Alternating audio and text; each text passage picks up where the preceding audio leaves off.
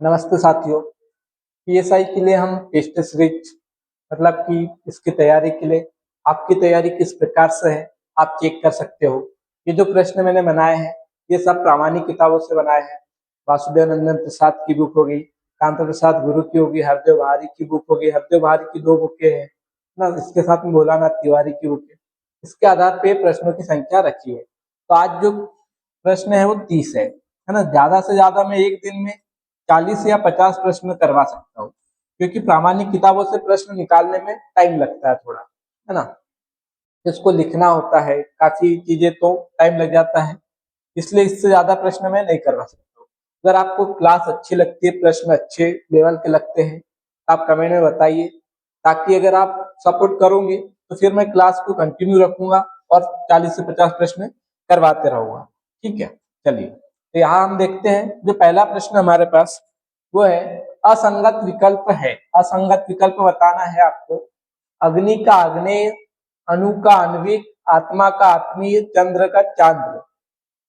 यहाँ पे इधर जो शब्द दिए हैं ये क्या है, विशेष से है, और इसके ये क्या है, विशेषण है। तो आपको बताना है कि विशेष से जो विशेषण बना वो सही बना है या फिर नहीं बना है। तो अग्नि से आग्नेय बनता है क्या विशेषण, तो बिल्कुल सही है, ये इसमें कोई गलती नहीं है। अणु से आणविक बनता है क्या, तो ये गलत है। क्या होता है, ये होता है आणविक। ठीक है, इसका जो विशेषण बनेगा आणविक, इसमें न पूरा होता है। ठीक है, तो ये चीज आपको ध्यान देना है। तो यहाँ पे दूसरा विकल्प सही हो जाएगा, जो कि असंगत देख के रखा है ना। ये अपवाद स्वरूप मान सकते हो कि आपको इसको याद ही रखना पड़ेगा, है ना। ये आणविक बना है, क्योंकि वैसे तो इसमें बनना यही चाहिए था आणविक। ठीक है, लेकिन ये याला बनता है, ये नहीं होता है। आत्मा का आत्मीय बिल्कुल सही है, या फिर आत्मिक भी होता है इसका, है ना। आत्मिक भी इसका विशेषण बनता है। चंद्र का चांद्र विशेषण बनता है। ठीक है, तो ये आपको ध्यान देना है। तो यहाँ पे दूसरा विकल्प सही है। मुहावरे का असंगत विकल्प है। मुहावरे का असंगत विकल्प बताना आपको। छेप मिटाना, सब कुछ नष्ट कर देना, नुक्ताचीनी करना, आलोचना करना, पेट में घुसना, मित्र बनकर भेद लेना, जबानी जमा खर्च करना, बातें अधिक काम कम करना। क्या हो जाएगा बताइए। झेप मिटाना का अर्थ क्या होता है, संदेह दूर करना होता है, सब कुछ नष्ट करना नहीं होता है। क्या होता है, संदेह दूर करना।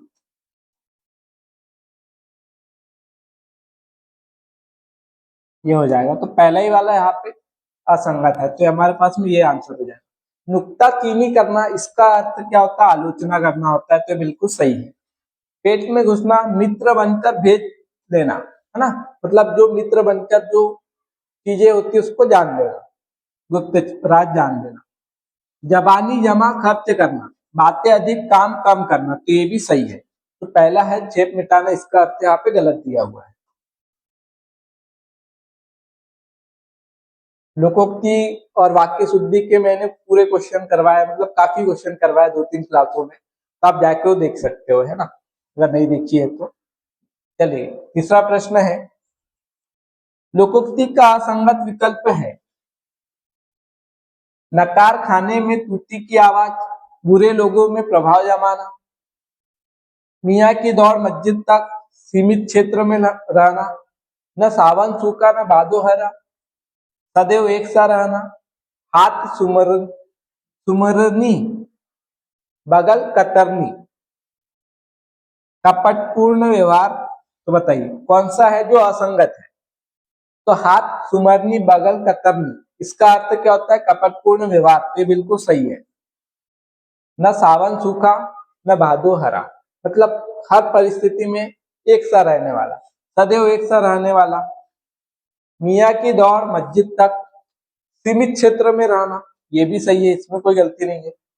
नकार खाने में तूती की आवाज, बुरे लोगों में प्रभाव जमाना, ये इसका अर्थ गलत है ना। तूती बोलना का अर्थ क्या होता है, प्रभाव जमाना होता है। अगर तूती बोलना लोकोक्ति आए, मुहावरा है तूती बोलना, तो इसका अर्थ क्या होता है, प्रभाव जमाना। और ये लोकोक्ति है, नकार खाने में तूती की आवाज, इसका अर्थ क्या होता है? कमजोर व्यक्ति की बातें कोई नहीं सुनता या कोई ध्यान नहीं देता, है ना। ये हो जाएगा इसका अर्थ। तो ये गलत देके रखा है, तो यहाँ पहला विकल्प सही हो जाएगा। अशुद्ध वाक्य है, चलिए अशुद्ध वाक्य है, इसमें से देखते हैं कौन सा हो जाएगा। प्रधान अध्यापक लड़कों को चुनेंगे, इस समस्या का कोई समाधान नहीं है।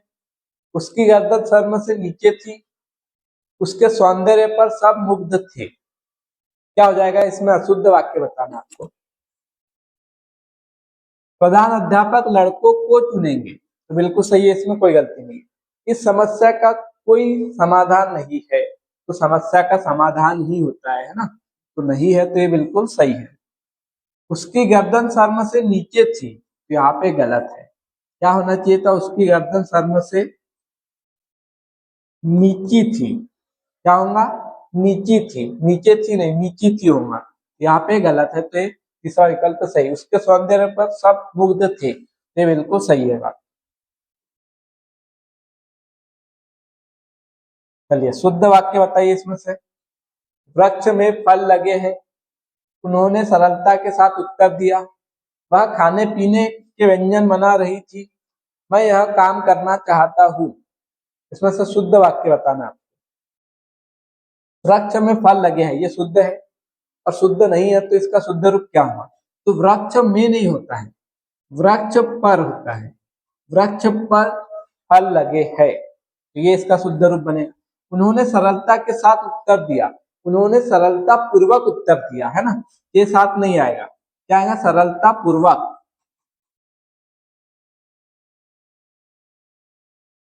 वह खाने पीने के व्यंजन बना रही, तो व्यंजन बना रही तो खाने पीने के होते हैं ना, ये नहीं आएंगे। वह व्यंजन बना रही, वह व्यंजन बना रही थी, ये होगा इसका सही बात। मैं यह काम करना चाहता हूँ, तो बिल्कुल सही, इसमें कोई गलती नहीं है। बाकी तीनों गलत है, इसके शुद्ध रूप मैंने बता दिया आपको। किस शब्द की संधि सही है? बताइए, किस शब्द की संधि सही है? स्त्री धन उचित, स्त्री उचित, उत्तर धन आयन, उत्तरायन, ध्वनि धन अर्थ, ध्वन्यार्थ, मनुधन अंतर, मनवंतर। इसमें से कौन सा है जो संधि बिल्कुल सही है? तो स्त्री धन उचित, यहाँ क्या है? ई है, और यहाँ क्या है? ऊ है। आपको पता होगा कि जब ई के बाद में छोटा ऊ, छोटी या छोटा, छोटी या बड़ी, इसके बाद में कोई असमान स्वर आए, तो ये यंग संधि का नियम है। इसमें ई किस में बदलती है? य में बदलती है ना। ये यहाँ पे हम देखेंगे ई और ऊ है, तो हमारे पास बचा क्या है? यहाँ से बचा ये स्त्र, यहाँ से हलंत लेंगे क्योंकि ई निकाल लिया, यहाँ से ऊ ले लिया, तो क्या बचा? चिद बचा है। तो जब असमान स्वर आता है तो ये बदलता है य में, इसके साथ ऊ है तो ये किस में बदल जाएगा? ये यू में बदल जाएगा। ठीक है, तो ये यहाँ पे जोड़ दो जैसे का वैसा। अब ये है आधा, और ये इसमें जुड़ेगा, और चित, इसको जोड़ो, क्या बनेगा? ये बन जाएगा स्त्री यु चित। ठीक है, ये भी आधा रख के या में लगेगा, यहाँ पे पूरा दिया इसलिए गलत है। इसका सही रूप क्या बनने वाला है? इसका सही क्या बनना चाहिए था? ये भी आधा होना चाहिए था, है ना, इस प्रकार से ये इसका सही रहे, वो गलत है। उत्तर धन अयन, तो यहाँ का और यहाँ का मिलके क्या हो गया? आ हो गया, दीर्घ स्वर संधि। इसमें संधि कौन सी है? इसमें संधि है यन संधि। ठीक है,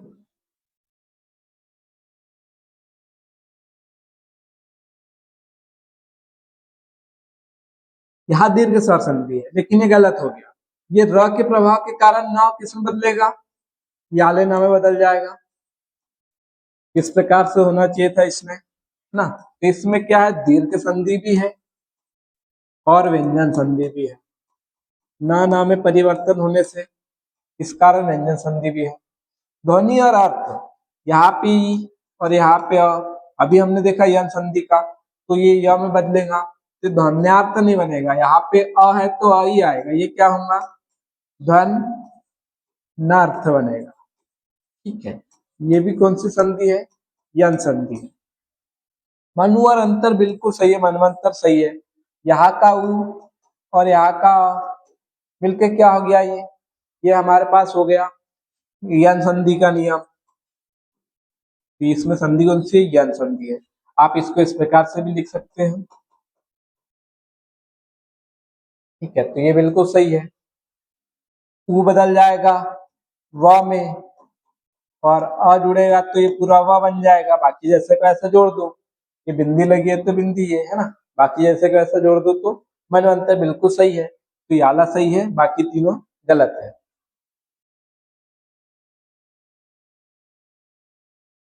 यश धन इच्छा से संधि शब्द बनेगा, क्या बनेगा, यश इच्छा, यशोच्छा, यश इच्छा, यशेच्छा, क्या बन जाएगा इससे, याद रखिए।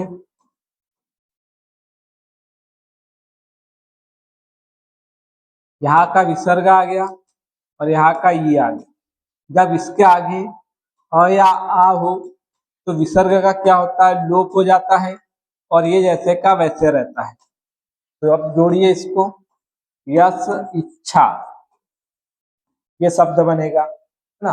और विसर्ग संधि है, ये भी नहीं, ये भी नहीं, ये भी नहीं, ये हो जाएगा हमारे पास तीसरा विकल्प तो सही ना, यश इच्छा इसका शब्द बनेगा सही। विलोम युग्म सुमेलित नहीं है, बताइए कौन सा युग्म है जो सुमेलित नहीं है। तो पीयूष, हलाहल, ये बिल्कुल सही है। अनक, निरक, निरत, विरत, परिग्रह, अपरिग्रह, तो ये भी बिल्कुल सही है। निरत और विरत, तो यहाँ आपको ध्यान देना है कि रत और निरत दोनों एक ही बात है। किसी चीज में रत होना, निरत होना, इसका विलोम क्या होता है, विरत होता है। ये बिल्कुल सही है। रत का विलोम या फिर निरत का विरत है, तो ये बिल्कुल सही है। अनक का निरत, ये गलत देख के रखा है, ये हमारे पास सही, क्योंकि देखिए अघी का अर्थ होता है पापी और इसी का विलोम होता है या तो अनग होगा या फिर निरग होगा, ये समानार्थी दे दिए दोनों वहां, तो ये गलत विलोम युग्म है। बाकी सब विलोम युग्म है, यहाँ पे अघी के विलोम होंगे ये। ठीक है, अशुद्ध वर्तनी है, चलिए इसमें देखते हैं। तो निष्पन्द बिल्कुल सही शब्द है, इसमें कोई गलती नहीं है ना। हम लोग हर बार ये सोचते हैं कि आधा सा होना चाहिए इस प्रकार से या फिर इस प्रकार से, होते हैं शब्द, इसलिए हमको लगता है कि गलत है, लेकिन ये बिल्कुल सही है ना। ठीक है, प्रातिपादिक नहीं होता है, ये शब्द गलत देख रखा है, ये सही हो जाएगा। ये है प्रतिपद, इसमें इक लगेगा तो प्रभाव प्र पे पड़ेगा तो प्रा हो जाएगा, ये हो जाएगा प्रातिपदिक, ये शब्द शुद्ध है। परमाणविक बिल्कुल सही है, कोई गलती नहीं है, परमाणु से बना है, परमाणु अधिक से, तो यहाँ पे ये अपवाद स्वरूप याद रखना आपको, पारमाणविक नहीं होता है ना, परमाणविक ही होता है। तो यहाँ पे क्या हुआ, पा मत कर देना, परमाणविक ही बिल्कुल सही है।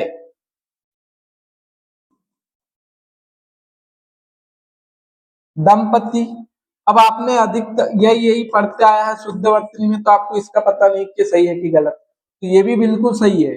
दोनों वर्तनियां कैसी है, बिल्कुल सही है। ये हमारे पास चौथा भी सही है। ठीक है, ये प्रातिपदिक गलत लिखा है, ये इस पे मैंने प्रमाण के साथ वीडियो डाल दी है, इसके साथ में मैंने हथनी और हथीनी,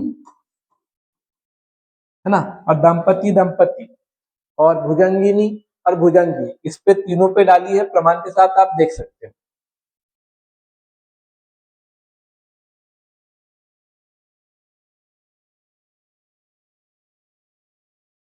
सभी शब्द शुद्ध है, आपको बताना है कि सभी शब्द शुद्ध है, इसमें से कौन से शब्द शुद्ध है। तो ये हो जाएगा दोला धीरूर भिंडोरची, या फिर दोलारूर विस्तरण, दिया सलाई, चारागाह, चाहर दीवारी, अंतर्धान। कौन सा शब्द सही है ये बताना। देखिए चाहर दीवारी बिल्कुल सही है, इसमें कोई गलती नहीं, ये गलत है। ये शब्द क्या होता है, अंतर्धान होता है। दिया सलाई बिल्कुल सही है, चारागाह नहीं होता है, चरागाह शब्द होता है। दोलारूर बिल्कुल सही है, ये शब्द गलत है, ये होता है निस्तरण, है ना, क्योंकि बना किससे है, संधि के रूप में देखे तो नियधन तरण से बना है, उपसर्ग के रूप में देखे तो निस और तरण से बना है। वैसे मूल इसकी जो रचना है वो निस और तरण से ही है, हिंदी में निय के रूप में प्रयोग होने लगा, इसलिए हमको संधि के रूप में इसको इस तरह से मानना है। ठीक है, बाकी ये दोनों शब्द सही है पहले वाले के, तो पहला विकल्प सही हो जाएगा। फारसी शब्द नहीं है, बताइए फारसी शब्द कौन सा नहीं है। अदालत फारसी है, सिफारिश फारसी है, अदालत में सिफारिश होती है, चश्मा लगा के, तो चश्मा लगा के अदालत में सिफारिश करने गए, तो ये क्या है, फारसी शब्द है। तारीख जो है ये अरबी है, ये हमारे पास फारसी नहीं है, तो चौथा विकल्प सही हो जाएगा। जुलाहा शब्द में संज्ञा है, बताइए। जैसे सुनार होता है ना, लुहार होता है, एक जाति होती है ना, वैसे जुलाहा है। तो देखिए जुलाहा में क्या होगा, व्यक्तिवाचक नहीं होगा, क्या होगा, जातिवाचक हो जाएगी, भाववाचक भी नहीं होगा, द्रववाचक भी नहीं, ये क्या होंगी, जातिवाचक संज्ञा। जहां पद हो, कोई संबंध हो, वहां पे क्या आती है, जातिवाचक संज्ञा आती है। व्याकरण की दृष्टि से असंगत कथन है, बताइए व्याकरण की दृष्टि से असंगत कथन कौन सा है। वाक्य में जिस शब्द से क्रिया के संबंध का बोध हो उसे संबंध कारक कहते हैं। जो क्रिया संज्ञा या विशेषण से बनती है उसे नाम धातु क्रिया कहते हैं। जिस विकारी शब्द से संज्ञा की व्याप्ति मर्यादित होती है उसे विशेषण कहते हैं। कर्तवाच्य अकर्मक और सकर्मक दोनों प्रकार की क्रियाओं में होता है, बताइए कौन सा सही, मतलब कौन सा गलत है। तो याला बिल्कुल सही है, कर्तवाच्य जो है अकर्मक में भी मिलेगा और सकर्मक दोनों प्रकार की क्रियाओं में होता है। ठीक है, जिस विकारी शब्द से संज्ञा की व्याप्ति मर्यादित हो उसको क्या कहते हैं, विशेषण कहते हैं, तो ये भी बिल्कुल सही है। जो क्रिया संज्ञा या विशेषण से बनती है उसे नाम धातु कहते हैं, बिल्कुल सही है, कोई गलती नहीं इसमें, है ना। संज्ञा विशेषण सर्वनाम से भी बनती है, अव्यय से भी बनती है, अगर चारों भी आए तो भी उससे नाम धातु क्रिया बनेगी। वाक्य में जिस शब्द से क्रिया के संबंध का बोध हो उसे संबंध कारक नहीं कहते, उसे करण कारक कहते हैं। ये परिभाषाओं आप जो मैंने वासुदेव प्रसाद की बुक की पीडीएफ दी है उसमें जो ब्लैक कलर में है ना, डार्क करके जो इनकी परिभाषा दी है उसको लिख लेना, क्योंकि वहां से प्रश्न डायरेक्ट बनते हैं। ठीक है, तो ये संबंध कारक नहीं होगा, तो ये पहला वाला जो है वो असंगत है। अपादान कारक है, बताइए अपादान कारक कौन सा हो जाएगा इसमें। लड़के क्रम से बैठे हैं, गोकुल से मथुरा न्यारी है, मेरी बात ध्यान से सुनो, नौकर धीरज से काम करता है। अपादान कारक बताना। लड़के क्रम से बैठे, क्रम क्या हो गया, साधन के रूप में आ गया, ये कौन सा कारक हो जाएगा, करण कारक हो जाएगा।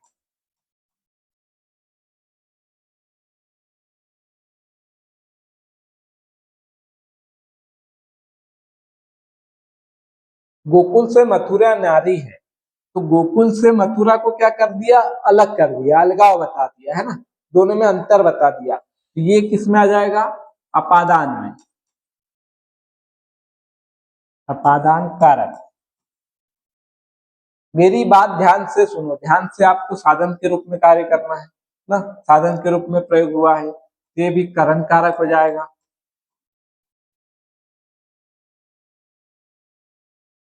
नौकर धीरज से काम करता है, धीरज से काम कर रहा है मतलब उसका साधन है ये कि कैसे काम करता है। ये भी क्या होगा, करण कारक होगा। अपादान कारक पूछा है तो दूसरा वाला विकल्प सही हो जाएगा। संयुक्त वाक्य नहीं है, बताइए इसमें से संयुक्त वाक्य कौन सा नहीं है। मेरा भाई यहाँ आवेगा या मैं ही उसके पास जाऊंगा।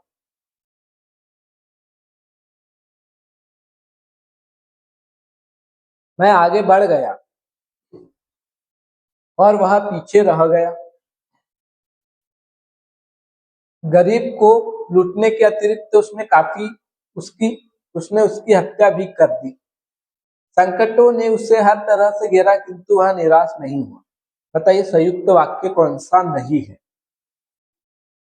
तो मेरा भाई यहाँ आवेगा या मैं उसके पास चला जाऊंगा, है ना। तो ये क्या है, जुड़ा हुआ वाक्य है, तो ये संयुक्त वाक्य है।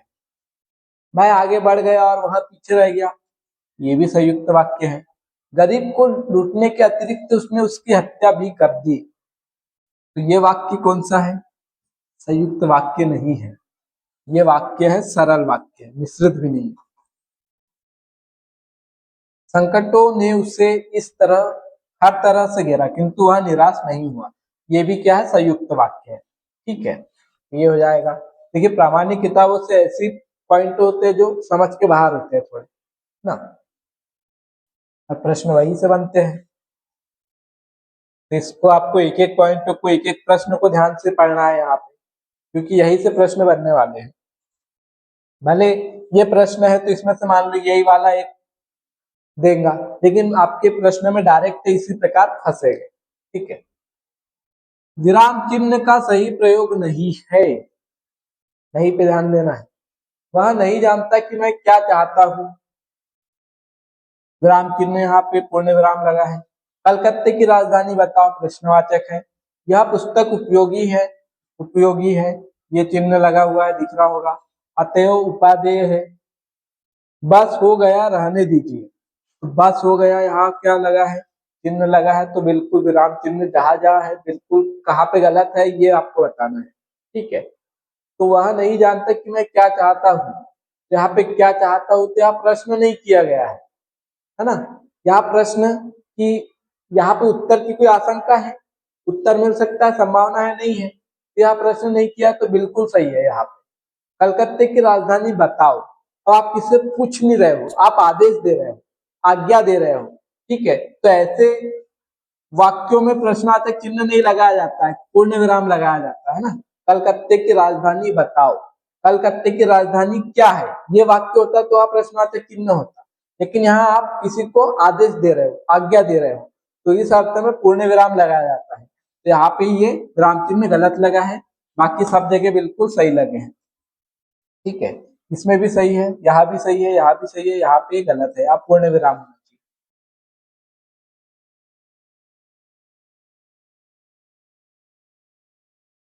संख्यावाचक विशेषण है, बताइए संख्यावाचक विशेषण कौन सा है। 10 जगह, सब धन, कुछ लोग, बहुत दूर। 10 जगह, जगह को 1 2 3 नहीं गिन सकते, उसको नापा जाता है ना, तो इसलिए किसमें आएंगे, परिमाण में आ जाएगा।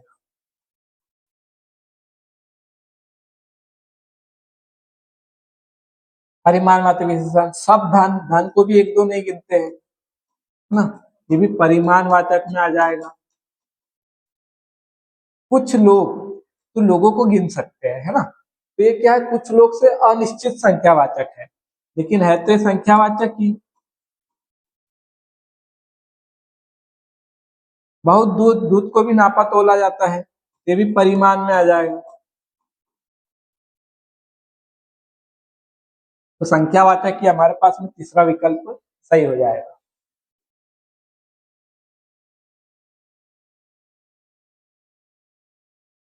कश्मीरी सेब सिंदूरी लाल होता है, वाक्य में सिंदूरी शब्द में विशेषण है, आपको इसमें बताना है कि इसमें कौन सा विशेषण है, गुणवाचक विशेषण, परिमाणवाचक विशेषण, संख्यावाचक विशेषण या फिर प्रविशेषण, ये बताना है। कश्मीरी सेब सिंदूरी लाल है, तो सिंदूरी शब्द क्या कर रहा है, लाल क्या है, विशेषण है, विशेषण की विशेषता जो बताए उसको क्या कहते हैं? प्रविशेषण। अगर विशेषण की विशेषता बता रहा है कोई तो उसको प्रविशेषण कहते हैं ना। तो गुणवाचक नहीं, परिमाणवाचक नहीं, संख्यावाचक नहीं, क्या हो जाएगा?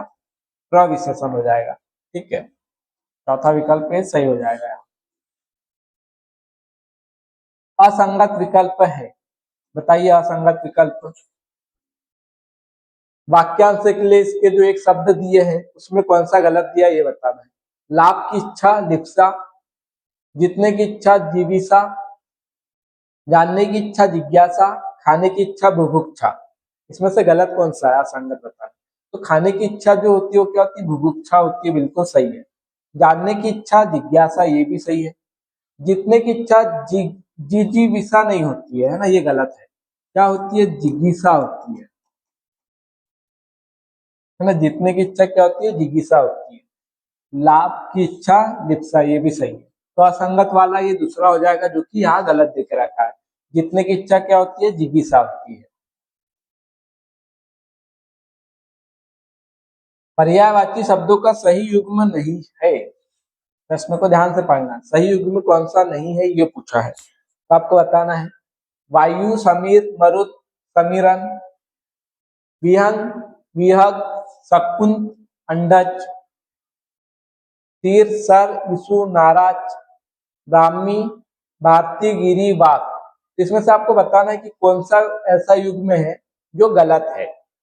मतलब कि एक दो ऐसे उदाहरण होंगे जो इससे इसके समूह के मेल नहीं खाते। जैसे ये है वायु, तो वायु हवा का है। समीर को भी कहते हैं, मरुद को भी कहते हैं, समीरन को भी कहते हैं। तो चारों ही किसके हैं? हवा के पर्यायवाची। तो बिल्कुल सही है। विहंग और विहग और शकुन और अंडज, ये किसके हैं? तो ये पक्षी के हो गए। तीर, तीर सर को कहते हैं, विषु को भी कहते हैं, नाराज को भी कहते हैं, ये है ना। तो ये भी किसके हैं? तीर के पर्यायवाची है, बाण के। ब्राह्मी और भारती, गिरी और वाग, तो यहाँ पे ये तीनों किसके हैं? ये तीनों तो है सरस्वती के,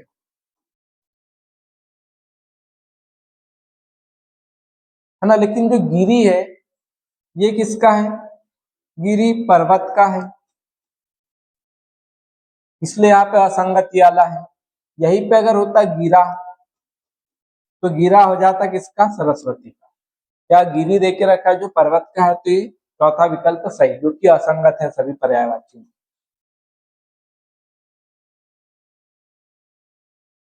श्रृंगार, है ना, ये इस प्रकार से लिखा हुआ है। श्रृंगार करके नायक की प्रतीक्षा करने वाली नायिका, इस वाक्यांश के लिए एक शब्द बताइए कौन सा हो। जो श्रृंगार करके नायक की प्रतीक्षा कर रही है उसको क्या कहते हैं? अभिसारिका, विप्रप, या फिर वासक सज्जा, या फिर उत्कंठिता। उत्कंठिता कौन होंगी? जो नायक की प्रतीक्षा कर रही है।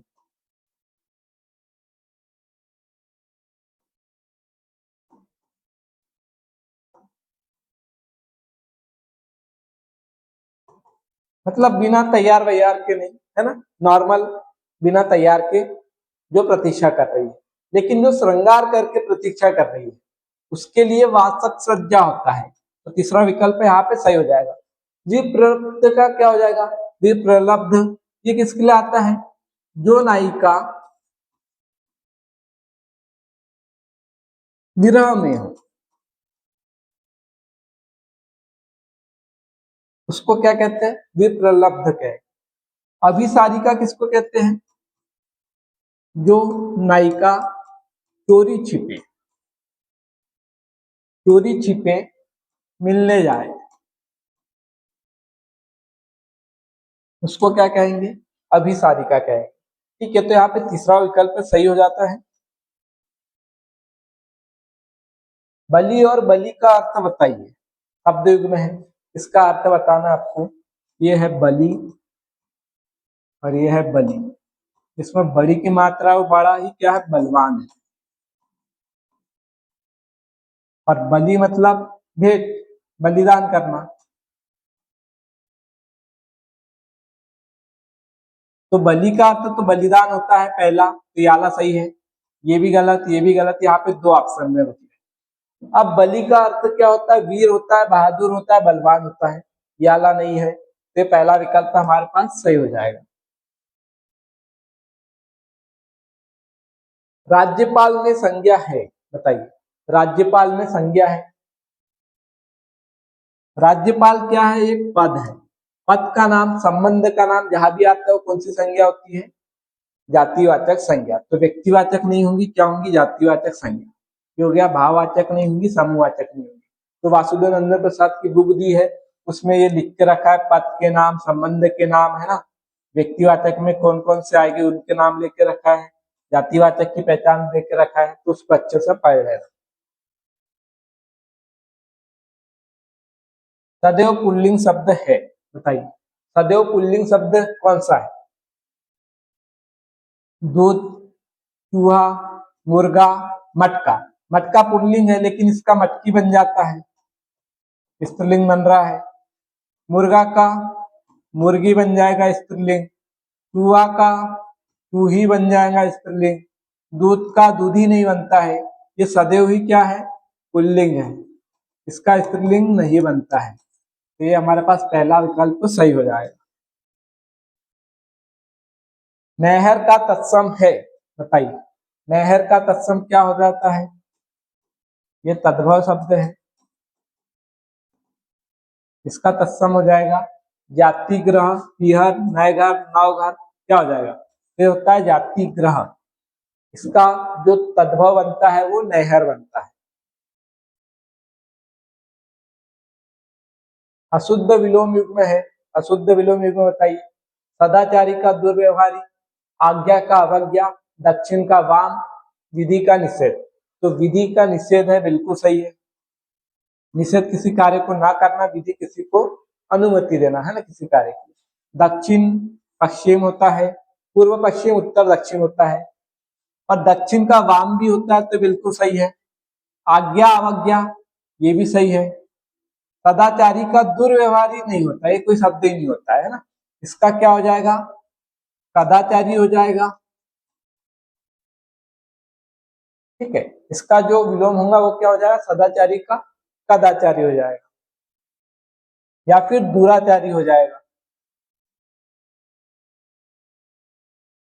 निउपसर्ग नहीं है, निउपसर्ग किसमें नहीं है ये बताइए। न्यस्त, निगाह, नैदानिक, निपात। तो निपात में निउपसर्ग है क्या? पात होता है क्या कुछ? नी और पात इस प्रकार से होता है क्या? तो चेक कर लेते हैं। प्रधन पात मिलके प्रपात बनता है, मतलब कि पात शब्द है। वी लगाएंगे तो विपाद बनता है, फिर शब्द है, मतलब कि इसमें निउपसर्ग है। नैदानिक किससे बना है? निदान, और इक से बना है, इसमें भी नी है। निगाह किससे बना है? तो नी और गाह से नहीं बना, ये मूल शब्द है ना, ये फारसी मूल शब्द है, विदेशी शब्द है, तो ये इसमें उपसर्ग नहीं है। न्यस्त में है क्या? नी और आस्था है, ठीक है, तो यह दूसरा विकल्प सही हो जाएगा। समास युग्म गलत है, कौन सा युग्म गलत है बताइए। नोन तेल, नोन तेल द्वंद्व समास बिल्कुल सही है। गगनचुंबी बहुब्री समास, नवजात द्विगु समास, देवर्षि कर्मधारय समास।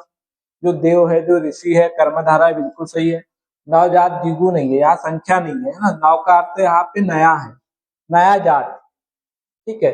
नया है जो जात मतलब शिशु, तो यहाँ पे द्विगु नहीं है, ये क्या होगा? कर्मधारा है, क्योंकि इसका समास विग्रह क्या होगा? नया है जो जात, ये गलत देख के रखा है। गगन चूबी मतलब बहुब्री समास, ये बिल्कुल सही है।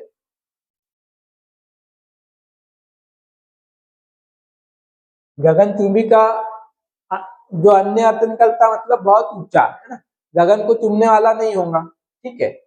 उसका अन्य अर्थ क्या निकलता है? बहुत ऊंचा, इसलिए बहुब्री समास में जाएगा। इस विकल्प में सभी स्त्रीलिंग शब्द है, सभी स्त्रीलिंग शब्द है, बताइए। उल्लू, सबा, आख, चीले, जोक, कोयल, केचुआ, फौज, प्रजा, भेड़िया, टोली, बाघ, बताइए।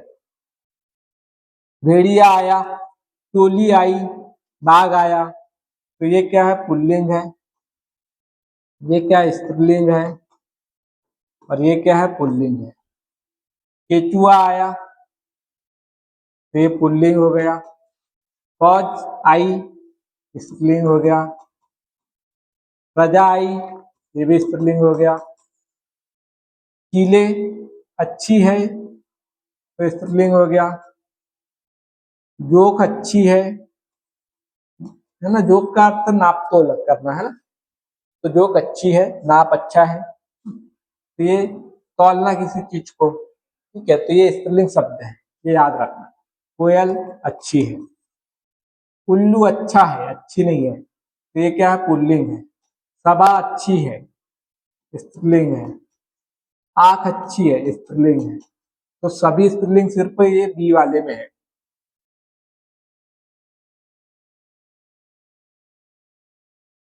अनीय प्रत्यय नहीं है। ई और अनीय की पहचान के लिए मैंने वीडियो डाल दी है, आप देख लीजिए, है ना। अगर नहीं देखिए तो उस वीडियो के बाद में आपको इस ई और अनीय पहचानने में कभी दिक्कत नहीं आएगी, ठीक है।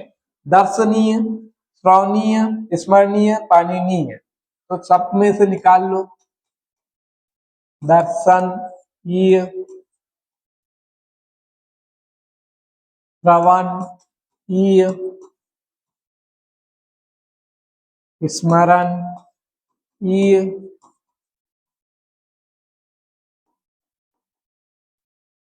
पाणनीय।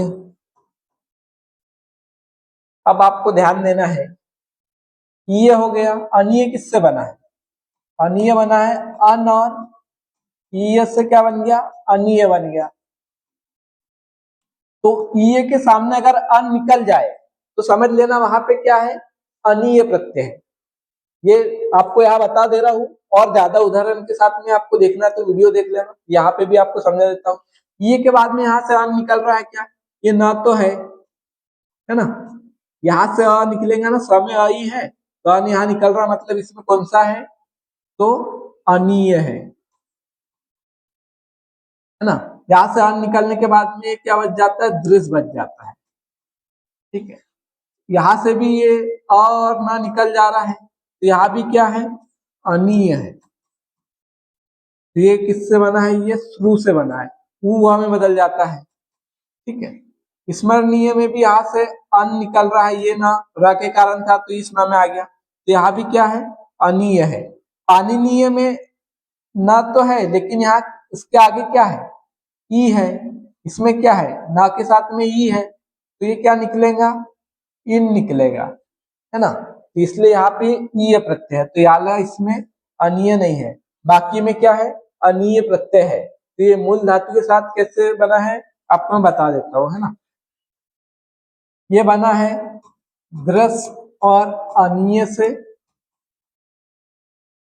ये बना है श्रु, वो किस में बदल जाता है, व में बदल जाता है ना, अनीय से। और ये किससे बना है, इसमें जो र है वो किस में जाएगा, ये री में चला जाएगा। याद रखना है कि अगर वह है तो उसको ऊ में बदलो, र है तो उसको री में बदलो, ये चीज ध्यान देना है ना। और ये किससे बना है, तो ये होता है पाणिनि, और इसमें है ई प्रत्यय, बाकी में क्या है, अनीय है। तो इस प्रकार से और भी उदाहरण के साथ इसको आपको समझना है तो वीडियो देख लेना मेरी, उसमें बहुत अच्छे से समझा दिया, ठीक है। तो यहाँ पे हमारे पास चौथा विकल्प सही, लास्ट प्रश्न था। क्लास अच्छी लगी है तो कमेंट में जरूर बताएं, और ऐसे क्लास कंटिन्यू रखना है तो सपोर्ट करते रहिए, है ना। लाइक करो, शेयर करो, ठीक है। धन्यवाद।